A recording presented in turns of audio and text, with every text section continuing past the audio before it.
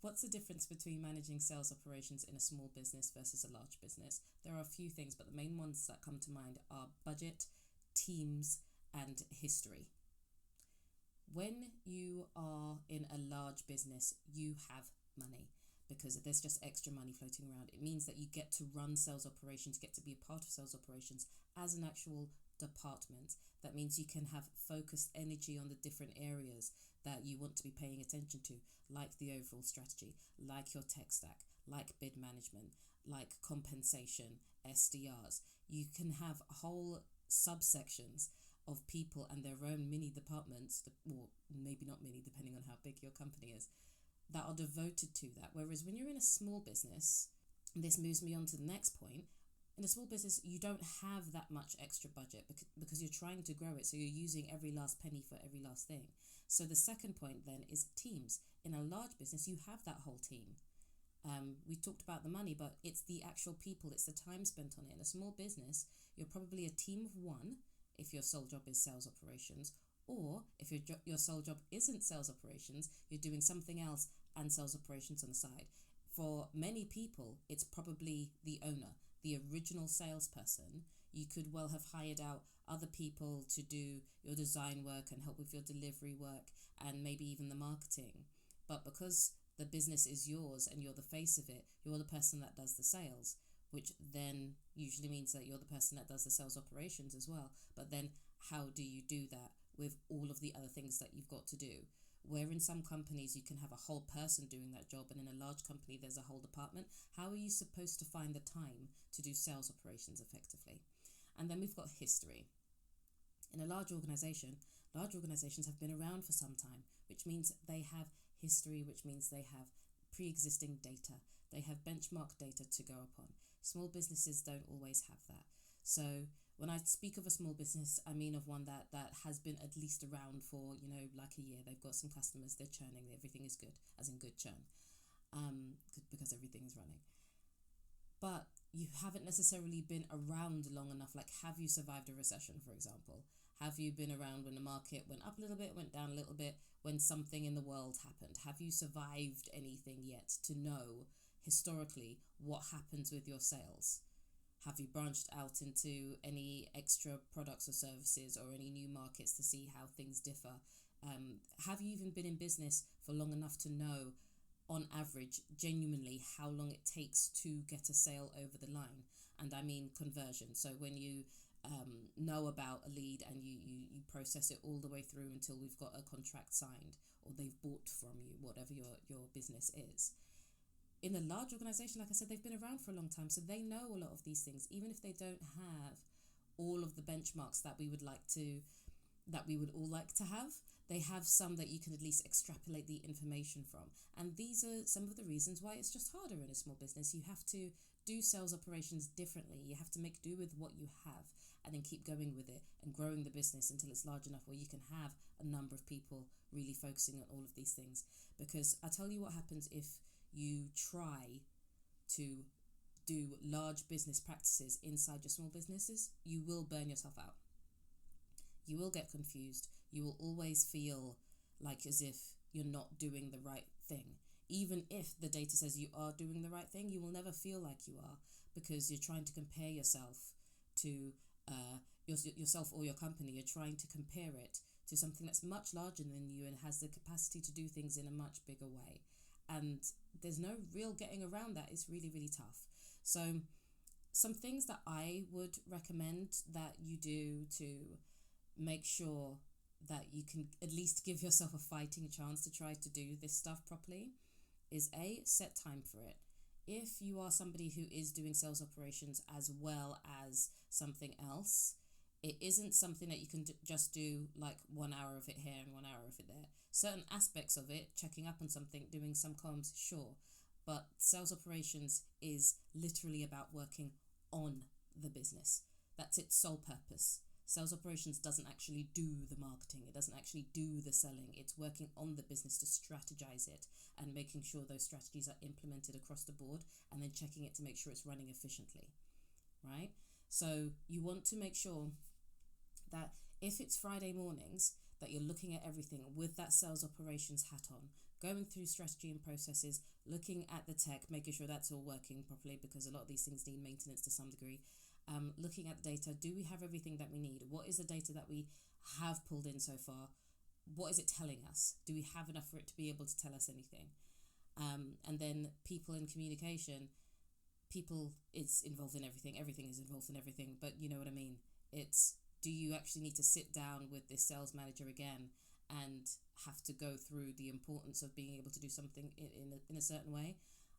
A lot of problems that I'm seeing at the moment are coming down to people's over-reliance on the tech.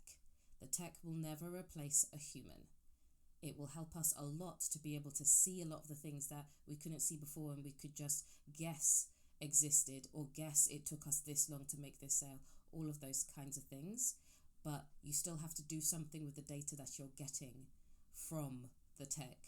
And we'll go into that on a later episode, but it's very, very important for you to basically just review and spend time reviewing it, spend time with that hat on, to make sure that you are doing what's needed for that specific purpose. Second thing is to make sure you don't burn yourself out. You want to get comfortable with iterations. You're not going to do anything perfectly, and if you try to do it perfectly, you're just not going to win, and you're going to make yourself even more disappointed than you would be if you'd have just put some effort in and tried. That's not to say do things half-hearted. Putting knowledgeable effort in is very, very helpful, but you are going to have to make iterations as you go on, particularly because you're only one person. So again, it's very, very tempting to think it's just you. If you're planning this new thing and this new way of doing things, it has to work. You have to be open to tweaking certain bits. I'd even go as far as to say, when you are creating strategy, when you're even creating your project plans of when things need to happen, look at the places where you think there might be a little bit of wiggle room to change things, and actively just pencil in a point to say this might be the point where we might need to pivot, because then when you come up to that thing, it won't be so much of a surprise if things go wrong.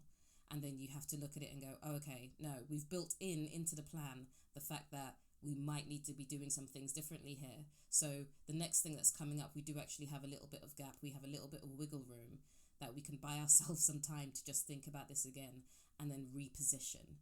So try to build in iteration into your plans for the future, so that it gives you some breathing space. You're not going to get it right all the time. Sometimes you will, and it's great, and then you've bought yourself free time, which is fantastic, and then you could just do more things. But in a lot of cases, you're going to just have to fall down a few times. It doesn't mean that you're going to fall down and it'll be hideous either. It's just going to hurt. So build in that time for iteration. And the last thing I can think of for what you will need to do in order to not burn yourself out trying to do this is getting help at the right time and for the right things. We all know asking for help when you need it, it's a game changer. But in the world that we're in now, it's very, very easy to see a new system. So there's new tech all the time, right? There's a new system that exists. There's this, there's that. I saw on a LinkedIn post that somebody's doing this and it's working really well for them. So let me run over here, and let me run over there, and let me run over there. And you're going to try and do all of these things yourself. That is just going to wear you out. You can't do all of the things. The reason why they can do all of the things is because they've got other people doing it. No one person is doing all of these things themselves, and don't make anybody tell you that they are. They're not, right? And then also, if it is something that you truly do need and want, let's say if it is some detailed tech work, rather than thinking, oh, I can just save some money and just figure this out, the hours and days it's going to take you to figure it out, you could have just gotten a tech consultant, again, for example, to do it. And it might seem like as if, oh no, it's really nothing, it'll just take me a couple of hours. But really think, using your salary, look at the amount of hours that it's taking. And do you know what? I want you to double it, because for every bit of time that you're spending on this, you're not doing something else. For every bit of time that you're spending on that, you might not even be resting, because if you're taking it out of your own personal time to work on it rather than work time, then you're not resting properly either, which means that's going to impact the rest of your working day, the rest of your working week or working month or working quarter, because you're on this path that somebody convinced you was the golden ticket to making sure absolutely everything works. There isn't one. There isn't one. It's truly about, it is about learning. It is about looking out to see what other people are doing and learning, and having that, being able to talk to people, particularly with this profession, to to get ideas. That is great, but it's about translating what other people have done to your situation. Your company is not the same. What you do is not exactly the same. Your position is not the same. The amount of money that you have is not the same. The time that you've got is not the same.